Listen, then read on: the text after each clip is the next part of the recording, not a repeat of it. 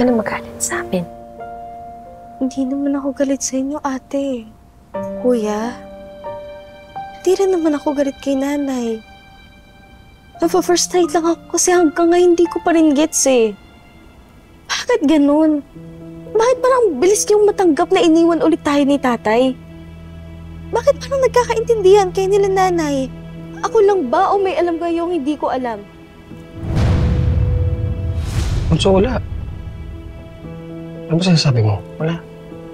Siguro, kami ni Kuya mas mature lang kami by experience. Kaya, para sa amin, mas madaling tanggapin at intindihin na ganito ang sitwasyon natin ngayon.